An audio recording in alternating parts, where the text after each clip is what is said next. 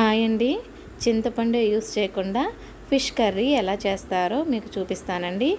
ఇలా కొరమీను చేపకు మాత్రమే వండుతారంటండి. దీనికి కావాల్సిన పదార్థాలు: ఒక ఉల్లిపాయ, ఉల్లిబందు, పచ్చిమిరపకాయలు, ధనియాలు, జీలకర్ర, గరం మసాలా పొడి. కొరమీను చేపల్ని బాగా శుభ్రం చేసుకొని పక్కన పెట్టుకోవాలి. ఇందులో పావు టీ స్పూన్ పసుపు, కల్లుప్పు వేసుకుంటున్నానండి నేను. మీ ఇష్టం, ఆప్షనల్, ఏదైనా వేసుకోవచ్చు. ఒక స్పూన్ ఉప్పు వేసుకున్నాను. సాల్ట్, స్పూనున్నర కారం. ఇగురు కాబట్టి కొంచెం తక్కువే పడుతుంది. పులుసు కాదండి నేను చేసేది, కొరమేల పులుసు కాదు, కొరమేల ఇగురు చేస్తున్నాను. అందుకని స్పూనున్నర కారం సరిపోతుంది. ఒక స్పూన్ అల్లం వెల్లుల్లి పేస్ట్ సరిపోతుందండి. లేదు అంటే సరిపోదు, కొంచెం ఘాటుగా ఉండాలి అనుకుంటే కొంచెం పావు టీ స్పూన్ వేసుకోవాలి. వేసుకొని ఇలా కలుపుకొని ఒక పక్కన పెట్టుకుంటే ముక్కలకి బాగా పడుతుందండి. ఒక 10 నిమిషాలు పక్కన పెట్టుకుందామండి. ఈ లోపల మనం వీటికి కావాల్సిన ఉల్లిపాయ, పచ్చిమిరకాయలు కోసుకుందాం. కొరమేల ఇగురికి కావాల్సినవి ఉల్లిపాయ, పచ్చిమిరపకాయలు. నేను 3 పచ్చిమిరకాయలు కోసుకున్నానండి. ఉల్లిబందు, ఇందులోకి ఇగురులోకి కంపల్సరీగా ఉల్లిబందు కావాలి.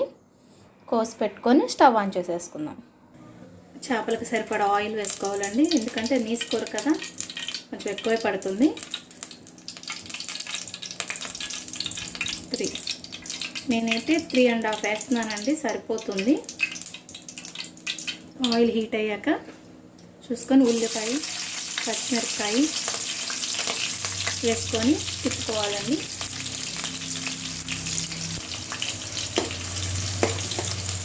పచ్చిమిరకాయలు వేగిన తర్వాత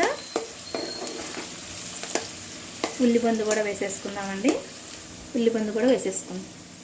కొంచెం వేగాక ఉల్లిబందు కూడా వేసుకుంటే బాగుంటుందండి, లేకపోతే మాడిపోతుంది ఉల్లిబందు.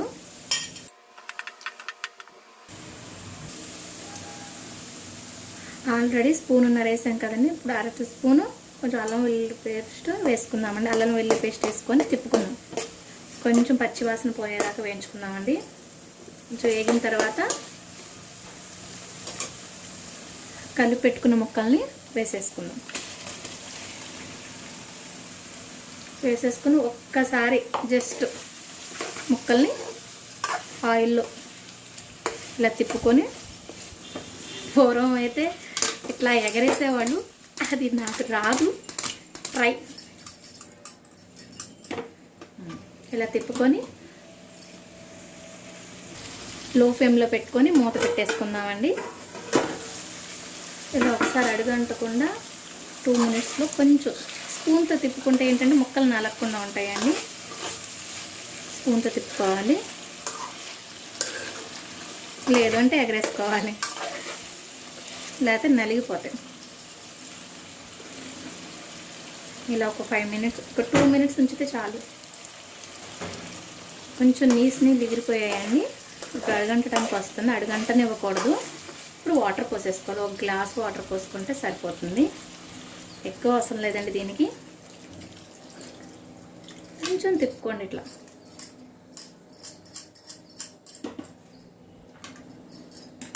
ముక్కలు మునిగేలాగా కొంచెం ఇలా అడ్జస్ట్ చేసుకోండి. ఇంకా లో ఫ్లేమ్లో పెట్టుకొని మూత పెట్టేసుకొని 10 మినిట్స్ తర్వాత సరిపోతుందండి. 1/2 టీ స్పూన్ ధనియాలు జీలకర్ర పొడి వేసుకోవాలండి. ధనియాలు, జీలకర్ర పొడి వేసుకుంటే నీసు వాసన రాకుండా ఉంటుంది. తర్వాత దింపేటప్పుడు ఉట్టి ధనియాల పొడి చల్లుకుంటే బాగుంటుంది.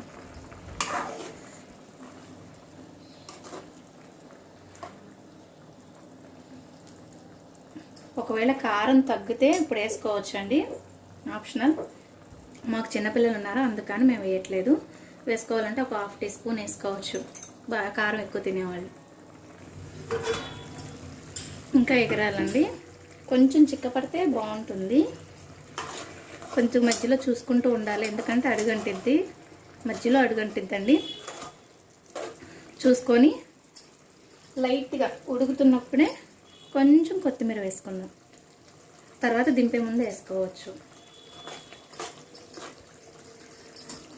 స్పూన్తో తిప్పే కంటే ఇట్లా తిప్పుకోవటం మంచిది.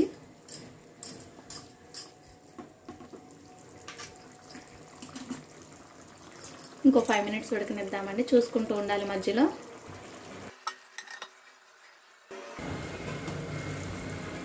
చిక్కబడిందండి.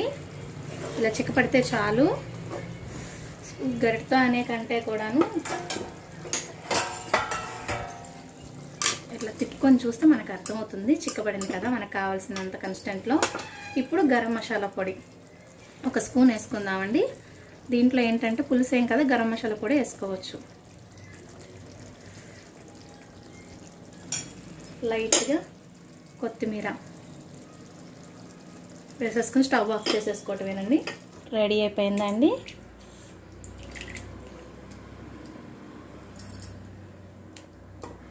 గరిటె యూస్ చేయకుండా తీసుకోవాలండి, అప్పుడైతేనే ముక్క మనకి పర్ఫెక్ట్గా వస్తుంది.